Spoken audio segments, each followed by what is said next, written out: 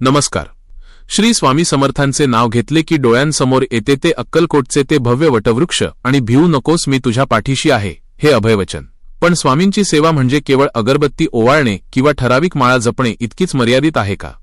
आजच्या या विशेष व्हिडिओमध्ये आपण स्वामी माऊलींच्या अशा काही प्रगत आध्यात्मिक रहस्यांचा उलगडा करणार आहोत जे सामान्यतः आपल्याला माहीत नसतात. सेवा करताना आपल्या शरीरातील चक्रांवर काय परिणाम होतो, अहंकार विसर्जन म्हणजे नक्की काय, आणि अशा कोणत्या गुप्त गोष्टी आहेत ज्यांची प्रचिती आपल्याला केवळ गुरुलीलामृत सारख्या पवित्र ग्रंथांच्या सखोल अभ्यासातूनच येते. जर तुम्ही स्वामींचे निस्सीम भक्त असाल आणि तुम्हाला केवळ वरवरची माहिती नको तर हा व्हिडिओ शेवटपर्यंत नक्की पहा, कारण आज आपण या अतिंद्रिय प्रवासाच्या अशा टप्प्यावर जाणार आहोत जिथे भक्त आणि भगवंत यांच्यातील अंतर पुसले जाते. चला तर मग अनुभवूया स्वामी समर्थांच्या सेवेतील ते आध्यात्मिक मर्म. स्वामी समर्थांची सेवा आणि त्यातील आध्यात्मिक मर्म हे केवळ बाह्य कर्मकांड नसून तो एक खोल अंतर्यामीचा प्रवास आहे. श्री स्वामी समर्थांच्या मार्गात नामस्मरण हे सर्वात मोठे शस्त्र मानले जाते.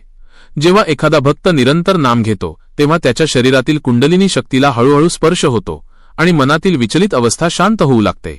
स्वामींनी दिलेले भिवू नकोस हे अभय केवळ शब्दांत नसून ते साधकाच्या अनाहत चक्रावर थेट कार्य करते, ज्यामुळे भीतीचा नाश होऊन आत्मबळ प्राप्त होते. या प्रवासातील अनेक गुप्त पैलू आणि स्वामींच्या प्रगत लीलांची उकल श्री गुरुलीलामृत किंवा श्री स्वामी चरित्र सारामृत यांसारख्या पवित्र ग्रंथांत अत्यंत सूक्ष्मपणे केलेली आढळते. जर तुम्ही या ग्रंथांतील अध्यायांचे सखोल वाचन केले तर तुम्हाला स्वामींच्या त्या अतिंद्रिय शक्तीचा अनुभव येईल जो सामान्य चर्चेतून कधीच मिळत नाही. या ग्रंथांमध्ये अशा काही सेवा पद्धतींचे वर्णन आहे ज्यांचे पालन केल्यास साधकाला विदेही अवस्थेची प्रचिती येऊ शकते. खऱ्या सेवेचा अर्थ म्हणजे अहंकार विसर्जन. जोपर्यंत भक्त स्वतःचे मोठेपण विसरत नाही तोपर्यंत त्याला स्वामींच्या दिव्य ऊर्जेचा अनुभव येत नाही. आध्यात्मिक दृष्टिकोनातून पाहिले तर स्वामींची सेवा ही पंचमहाभूतांशी निगडीत आहे. उदबत्तीचा सुवास हा पृथ्वी तत्वाचे, दीप हा अग्नी तत्वाचे आणि नैवेद्य हा जल तत्वाचे प्रतीक आहे.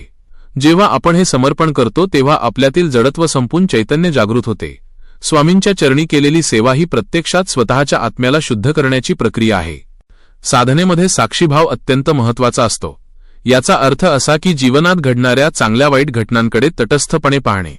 स्वामी समर्थांनी अनेकदा आपल्या लीलांमधून हेच दाखवून दिले की शरीर हे केवळ एक वस्त्र आहे आणि त्यातील चैतन्य हे अविनाशी आहे. जेव्हा भक्त या स्तरावर पोहोचतो तेव्हा त्याला त्रिकाळबाधित सत्य उमजू लागते.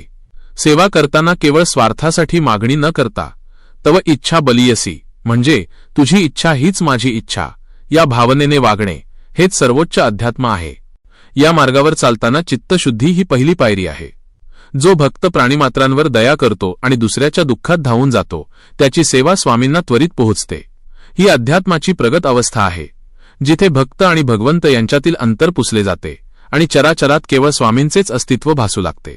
याबद्दलची अधिक सखोल आणि गूढ माहिती तुम्हाला अक्कलकोट स्वामी चरित्र यांसारख्या जुन्या हस्तलिखितांमध्ये आणि प्रासादिक ग्रंथांमध्ये आजही पाहायला मिळते, जी तुमच्या साधनेला एक नवी दिशा देऊ शकते. अशी ही स्वामींची सेवा जी आपलं जीवन मुळापासून बदलून टाकते. स्वामींच्या या दिव्य मार्गावर चालताना केवळ श्रद्धा आणि सबुरी सोबतीला ठेवा, म्हणजे अशक्य गोष्टीही शक्य होतील. हा व्हिडिओ आवडला असल्यास लाईक करा आणि इतर स्वामी भक्तांना पाठवा. तुमच्या मनात काही अनुभव असतील तर खाली लिहून नक्की कळवा. अशाच माहितीसाठी चॅनलला जोडून राहा.